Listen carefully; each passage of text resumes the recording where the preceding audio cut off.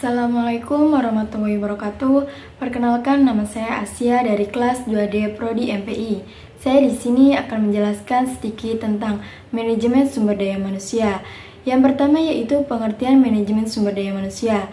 Manajemen sumber daya manusia ialah pendekatan strategis serta hubungan untuk mengelola aset paling berharga milik perusahaan, yaitu orang-orang yang bekerja di dalam perusahaan baik secara individu ataupun bertim dalam rangka memberikan sumbangan untuk mencapai visi perusahaan tersebut. Manajemen sumber daya manusia menjadi salah satu bidang dari manajemen umum, seperti manajemen keuangan, manajemen pemasaran, serta manajemen operasi. Manajemen sumber daya manusia ini menjadi bidang kajian penting dalam perusahaan, karena problem yang dihadapi perusahaan bukan hanya persoalan bahan mentah, modal, alat kerja, produksi saja, tetapi juga problem sumber daya manusia yang notabene adalah pihak yang menjalankan dan mengelola faktor-faktor produksi, sekaligus merupakan tujuan dari kegiatan produksi itu tersendiri. Adapun tugas manajemen sumber daya manusia adalah untuk mengelola manusia seefektif mungkin agar diperoleh satu-satunya sumber daya manusia yang saling memberi manfaat. Manajemen sumber daya manusia merupakan bagian dari manajemen umum yang memfokuskan pada sumber daya manusia. Yang kedua yaitu ada fungsi manajemen sumber daya manusia. Yang pertama yaitu perencanaan sumber daya manusia.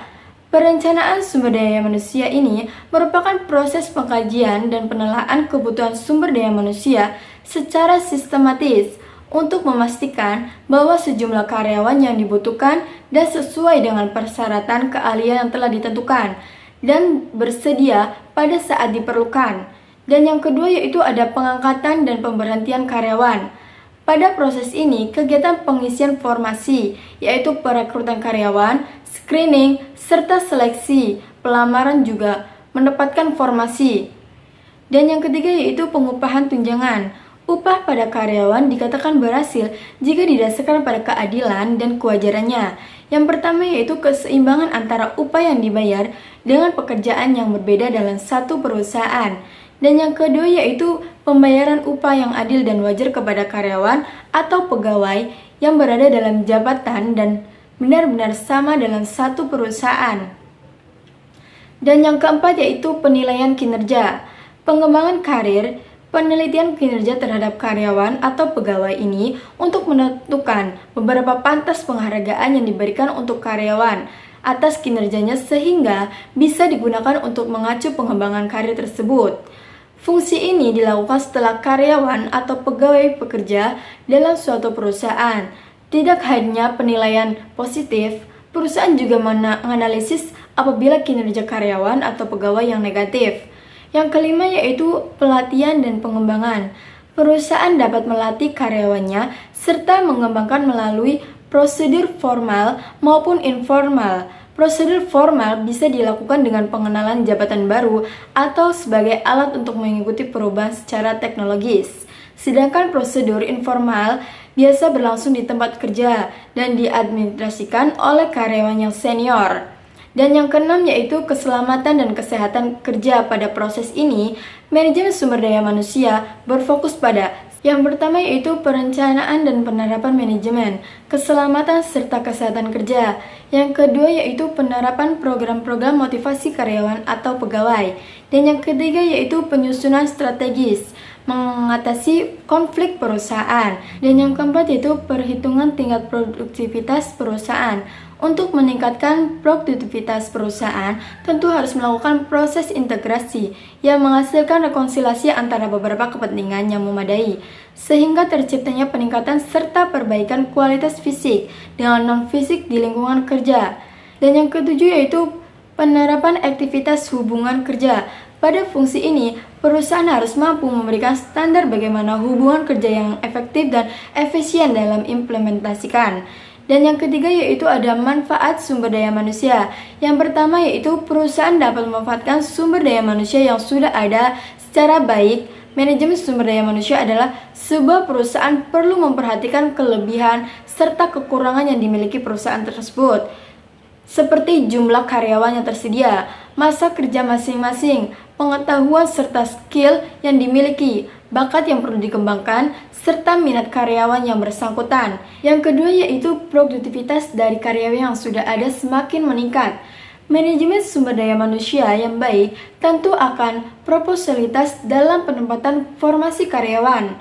Terlalu banyak karyawan juga tidak baik untuk perusahaan dan bisa berdampak penurunan semangat karyawan. Kekurangan karyawan juga tidak baik untuk perusahaan, akan mengakibatkan pekerjaan terhambat. Jadi harus tepat. Yang ketiga yaitu penentuan kebutuhan tenaga kerja atau karyawan. Kebutuhan akan tenaga kerja di masa mendatang, baik dalam arti jumlah maupun kualifikasinya, untuk mengisi formasi tertentu dan menyelenggarakan aktivitas baru. Perusahaan yang besar perlu memiliki perencanaan yang strategis, pemanfaatan, serta kebutuhan sumber daya manusia pada masa mendatang, sebisa meliputi jumlah karyawan yang dipromosikan menduduki jabatan yang lebih tinggi, beberapa lowongan yang berkosong, jumlah karyawan yang dibutuhkan dalam waktu tersebut, hingga jumlah kebutuhan pegawai yang berkualitas. Yang keempat yaitu penanganan informasi. Ketenagakerjaan, penanganan informasi sumber daya manusia yang dimiliki bisa meliputi masa kerja setiap karyawan, status perkawinan, pertunjangan, jumlah penghasilan, pendidikan dan penelitian yang pernah ditempuh, keterampilan khusus yang dimiliki karyawan dan jabatan yang pernah diduduki. Yang kelima yaitu ada penelitian. Sejumlah melakukan perencanaan, maka diperlukan penelitian, termasuk penelitian mengenai manajemen sumber daya manusia. Hal ini dilakukan guna mendapatkan gambaran serta keterangan yang akurat untuk menjadi landasan dalam aktivitas manajemen sumber daya manusia. Jadi kesimpulannya, sumber daya manusia merupakan sumber daya yang benar-benar dapat dijadikan sebagai strategi yang handal dalam mencapai strategi yang tepat, yaitu strategi yang unik untuk memenangkan persaingan. Untuk itu, pengelola sumber daya manusia dalam sebuah perusahaan menjadi sangat penting, sehingga harus mendapatkan prioritas utama. Jika perusahaan itu ingin maju dan menjadi pemenang dalam pentas bisnis, manajemen yang baik akan memudahkan terwujudnya tujuan perusahaan, karyawan, dan masyarakat. Peranan MSDM diakui sangat menentukan bagi terwujudnya tujuan. Tetapi untuk mengatur unsur manusia ini sangat sulit dan rumit, karena manusia memiliki pikiran, perasaan, keinginan, status, dan sebagainya yang tidak bisa diatur sepenuhnya oleh organisasi, seperti mesin, uang, material, tetapi harus diatur oleh teori-teori manajemen yang memfokuskan mengenai pengaturan peran manusia dalam mewujudkan tujuan yang optimal. Adapun tujuan mempelajari sumber daya manusia, yang pertama yaitu memahami secara utuh tentang materi-materi pengelolaan sumber daya sebagai langkah strategis dan sekaligus membekali mereka agar mampu membina suatu organisasi, lembaga, perusahaan yang menempatkan manajemen sebagai faktor yang vital. Yang kedua yaitu memahami fungsi sumber daya manusia, yang selanjutnya akan memudahkan kita dalam mengidentifikasi tujuan manajemen sumber daya manusia. Yang ketiga yaitu setiap organisasi untuk mencapai keberhasilannya dalam organisasi harus didukung oleh sumber daya manusia yang handal dan mempunyai produktivitas kerja yang tinggi. Dan yang keempat yaitu memperluas wawasan pikiran atau pemandangan tentang seluk-beluk MSDM dengan segala terkaitannya dengan kemajuan iptek yang kompetitif sebagai kajian yang objektif. Adapun manfaatnya, yang pertama yaitu manfaat menetapkan jumlah, kualitas, dan penempatan tenaga kerja yang efektif sesuai dengan kebutuhan perusahaan berdasarkan job description, job specialization, job requirement, dan job evaluation. Yang kedua yaitu menetapkan penarikan, seleksi, dan penempatan karyawan berdasarkan asas strike man in the right place and during man in the right job. Yang ketiga yaitu meramalkan penawaran dan permintaan sumber daya manusia pada masa yang akan datang. Dan yang keempat yaitu penempatan program sejahtera, pengembangan, promosi, dan pemberhentian.